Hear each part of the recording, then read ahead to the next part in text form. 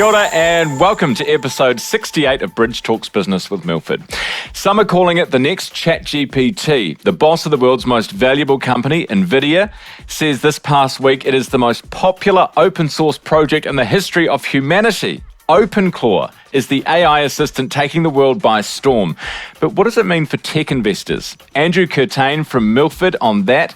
But first, here's your top 5 business bits from the past 7 days. Coming in at number 1, everyone's guessing where the Iran conflict goes next. Investors digesting news of a 48-hour ultimatum, then an apparent deal, talks underway, then Iran denies it. A lot of TBC. Number 2, G10 central banks this week, the focus, inflation concerns in general, they surprised the market with how hawkish their responses were, focusing on potential second-round impacts from this one-off energy shock.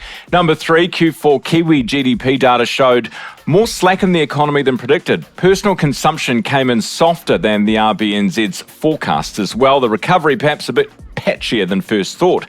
Number 4, speaking of the Reserve Bank, Governor this week hinting in a speech yesterday about inflation. Anna Bremen saying the short-lived disruption in a temporary spike in petrol prices, quote, can and should be looked through from a monetary policy perspective if it is unlikely to have an impact on medium-term inflation. And number 5, elsewhere this week, clearly the focus remains on Iran and any off-ramp potential. We get inflation data from the UK and Australia, although it's dated now. Given how fast this feast is moving, most thoughts are dated by the time they leave your mouth. All right, it's time for this week's feature interview, and let's get the lowdown on big tech with Andrew Curtayne, Senior Analyst at Milford. Just a reminder, this segment is informational only and should not be considered financial advice. Andrew, welcome back to the podcast. Good to see you. Hi, Ron. Good to be here. Great to see you as always. Now, we're going to talk about OpenClaw. Don't worry, everyone wants to talk about OpenClaw. We'll get to that in a second. But I just want to start, Andrew, with the market volatility that we've seen so far this year and AI. What's going on here? Yeah, well, there's been 2 really big themes this year. One has been AI taking another evolutionary step forward, and the other being, of course, the Iran war. So we're here to talk about more the technology side of things. I think the market really started to change how it looked at AI early this year, from sort of early to mid-January.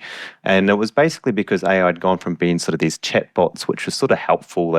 You ask a question, it gives you an answer, to actually being something that is more game-changing in how you work. And this is sort of that agentic revolution of which OpenClaw fits into.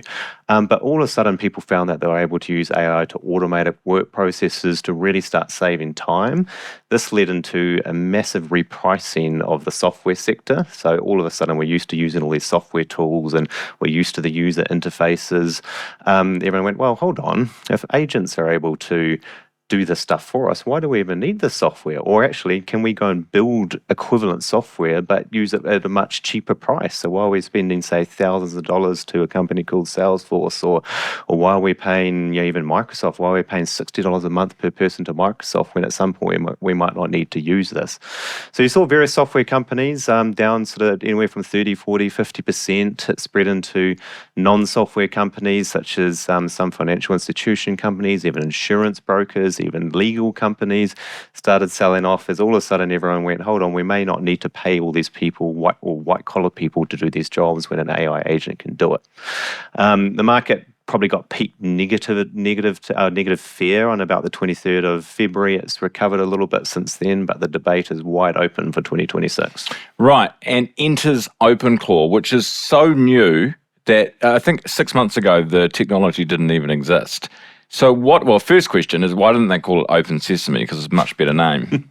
It's a fantastic sort of story. It was some Austrian developer created it and launched it in what's called open source, so anyone can use it. And in about November last year, within 100 days, it became the most liked or starred developer software tool in the world. And And I think you sort of track in the sort of developing world, you track how many stars certain products get. It exceeded the previous record, and it was a product called React, which developers use to create websites. It exceeded what took it 12 years to reach that number of likes in the space of 100 days. So the growth has been astronomical, and actually the guy who founded or created it has actually been he's sort of been taken over by OpenAI now, so he works for them. And what exactly is it? Like you said that developers love it. What's the consumer interface like? Have you used it? Yeah, I personally haven't used it, but one of my colleagues has used it. So he's sort of trialed it out, seen what all the hype is about. At the moment, well, let's step back. So what is OpenClaw? OpenClaw is essentially an open source software that allows you to create and manage your own AI agents. So it's the next step from taking AI agents, as I was saying, or AI from something that you just talk to, but it doesn't really do anything. This is about having an agent that actually does something for you, and you train it to do what you want it to do. Like book a holiday or... go and book a holiday. It has access to your credit card. It can go pay things. You give pay for things. It can go do the shopping for you. If you don't like what it does, you basically say, no, I didn't like that. I don't want you to do that tomorrow when we do this. Now I'm going to change your restrictions. I'm going to teach you that is not the right thing to do, and then next day it should do something better. We had a walkthrough actually from an investment bank analyst who had trained up its own lobster, they call them for some reason. So your agents are apparently called lobsters. They trained up an AI agent that was to act like a graduate investment analyst and was to go out there and create trading strategies and improve on them over time. And so that person's been running this agent for about a month, and that agent is going and reporting every single morning about what's news has happened overseas, what news has happened while the actual person controlling the agent was asleep, what trade recommendations can do, and actually looking at some of the outputs, it wasn't too bad. So I wouldn't say it's maybe quite as good as a full-fledged graduate, but it's not far off, and over time it's going to improve. So that's just one example. So I think what the big step change is it's going to this point when people just use AI to talk to now going, look, we're going to create our own virtual humans that are going to work for us. And I guess effectively the possibilities from this are very wide and far-ranging and have a lot of consequences on the companies that we invest in. Yes, this is what I want to get to, is the investors and people who are investing in technology, and I know Milford obviously does, but how does it change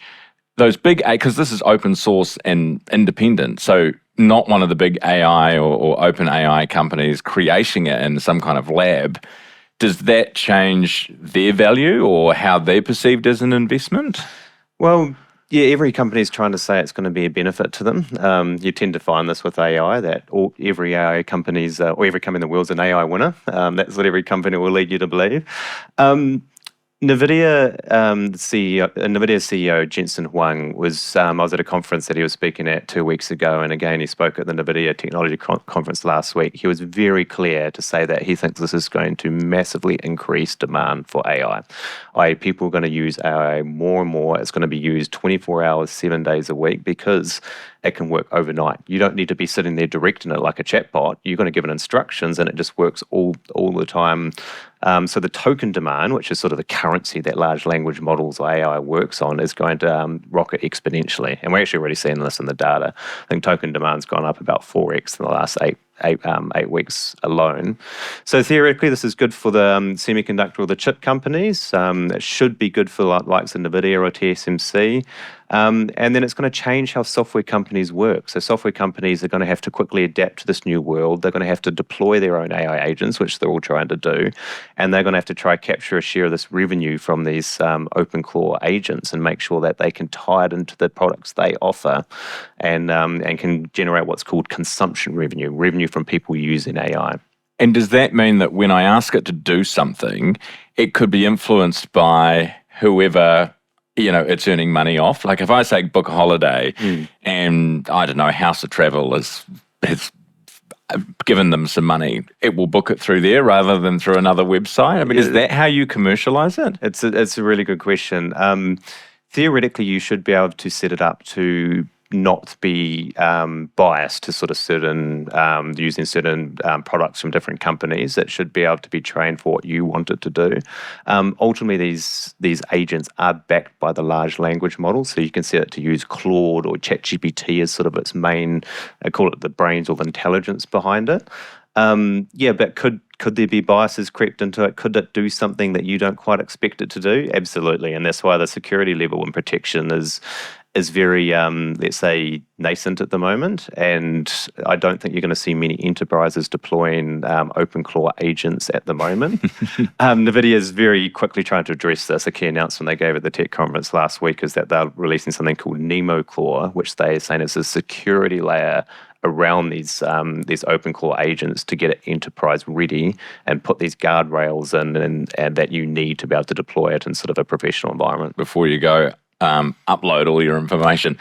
Just finally, Milford, how's Milford positioning itself from a portfolio perspective, given all that you've just discussed? Yeah, it's not a straightforward market at the moment. As I said at the start, we have the Iran war going on the one hand, and we have the AI disruption theme going on the other hand. And so, and to be honest, at the moment, the thing that's sort of dominating our portfolio position is actually Iran, because that has some pretty big near-term tail risk. For example, war escalates, ground troops deployed on the ground in Iran, we could see oil at $150 or potentially $200. That's going to have a more significant direct impact on markets. So we're focusing on that first, and then the second hand, we're focusing on what it means from the AI perspective. So technology's taken a little bit of a backseat for the moment, but if I just sort of give maybe a high-level view onto the tech positioning, we remain pretty positive on the chip stocks because they benefit from the sort of increased token demand that these agents are causing. We remain a little bit cautious on software stocks, which have been somewhat disrupted, or let's put our certainty of earnings outlook for software companies is far lower than it used to be. So we've been selective in which companies we're putting money there. We're trying to stay away from companies where we think charge too much for their software product and people are going to try to find AI alternatives to them. And then we've just been very careful in sort of other businesses which we think have sort of white-collar workforces which could be disrupted, but it's really a case-by-case basis. And the exciting thing is that there's opportunities out there because you are seeing a lot of companies that are selling off too much for perceived risk, and so we're finding some interesting investment opportunities. Fantastic. Andrew, great to have an update with you on tech as always. Thanks so much for being with me. Thanks, Ryan. And that was Andrew Curtayne, Senior Analyst at Milford, talking to us about AI, big tech, and OpenClaw. Who's going to go use it now? Thanks so much for listening, everyone. Don't forget you can like, follow, and subscribe to this podcast wherever you like to listen. Until next week, don't forget to invest in yourselves.